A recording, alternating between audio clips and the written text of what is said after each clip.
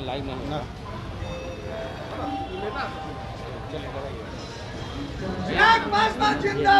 प्रणाम। नमस्कार।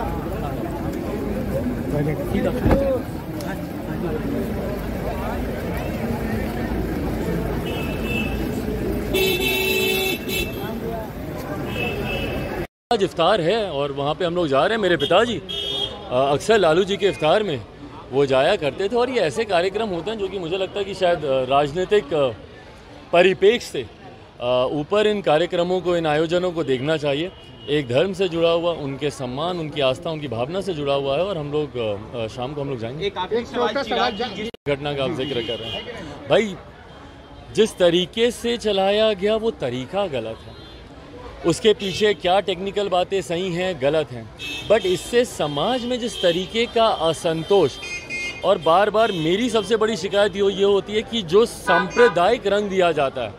भाई समाज में जो व्यक्ति गलत है वो किसी धर्म का नहीं हो सकता, वो एक असामाजिक तत्व है, बट उसको जिस तरीके से एक सांप्रदायिक चोला पहनाया जाता है, जिस तरीके का इस्तेमाल किया जाता है भावनाओं को भड़काने के लिए, उस तरीके के मैं खिलाफ हूँ। आपके चाचा पशुपति पारस ने यह आरोप लगाया कि आप उनकी हत्या की साजिश रच रहे हैं और एक तरफ आप जांच की भी मांग कर रहे हैं। अरे प्रभु, अभी तक हम लोग वहीं पे ही हैं क्या? बिहार में इतने और इम्पोर्टेंट मसले हैं जिससे हम लोग जूझ रहे हैं और हमको नहीं समझ में आता कि हम अपने पत्र में भी इस बात को हम लिखे हैं कि भैया हम तो अपना काम कर रहे हैं और आप सिर्फ हमारा नाम ले रहे हैं। भाई चीज़ें बहुत हैं करने के लिए बिहार में। वो केंद्र के मंत्री हैं, उनको शोभा नहीं देता कि वो एक लड़का जिसको उन्होंने पहले ही अपने परिवार, अपनी पार्टी से निकाल के बाहर कर दिया, जिसको वो अपना भतीजा तक मानना ज़रूरी नहीं समझते, उसके बारे में निरंतरता में बातें करते रहना। भाई आप सब देख रहे हैं, मैं आशीर्वाद यात्रा, बाबू सभागार में सभाएं, बिहार का कोई ज़िला ऐसा नहीं जहाँ पे कोई घटना घटी और वहाँ पे चिराग पासवान सबसे पहले नहीं पहुँचता हूँ। बहुत चीज़ें हैं जिसमें मैं लगा हुआ हूँ काम करने के लिए। ऐसे में क्या संभव है कि मैं बैठूँ, इस बात की सोच रखूँ, इस बात की रणनीति बनाऊँ कि भाई मेरे चाचा जी क्या कर रहे हैं, उनके ऊपर किस तरीके से उनको तंग किया जाए या उनको परेशान किया जाए। भाई मेरे संस्कारों में भी नहीं है। वो भले मुझे अपना भतीजा माने नहीं माने, बट मेरे लिए वो पिता थे।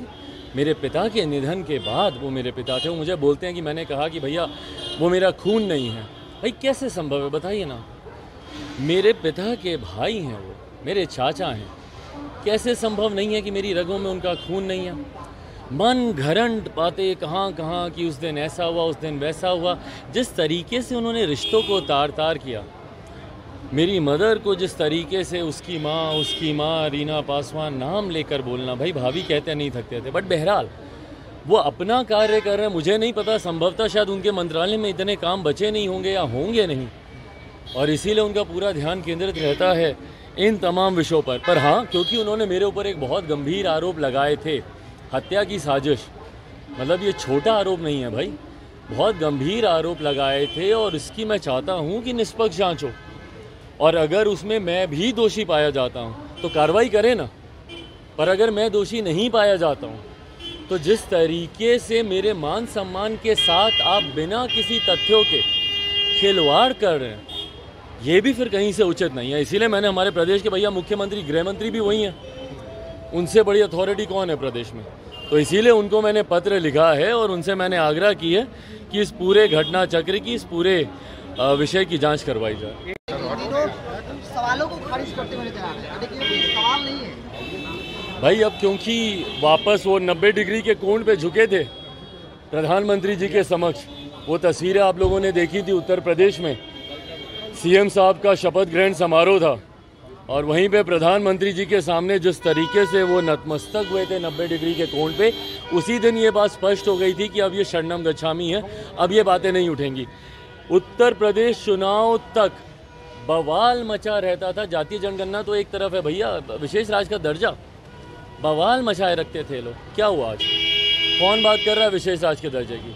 तो अपनी सहूलियत के हिसाब से, पॉलिटिक्स ऑफ कन्वीनियंस इसी को बोलते हैं ना भैया, आपकी सहूलियत के हिसाब से जब आपको जो मुद्दा सही लगे आप उसको उठाएं, और जब उस मुद्दे की ज़रूरत समाप्त हो जाए तो आप उसके बारे में चर्चा करनी भी ज़रूरी नहीं समझे। क्यों? क्योंकि अब आपको अपने मुद्दे दिख रहे हैं, जो कि अगली कुर्सी जिसके ऊपर आप नज़र गड़ा के बैठे। चिराग जी, वक्त आ गया है कि अब आप लोग, आप चिराग, सब आप और सहनी सब लोग मिलकर तेजस्वी के इफ्तार पार्टी में जाए। प्रिंस मेरा छोटा भाई है, मुझसे बेहतर उसे कोई नहीं जानता।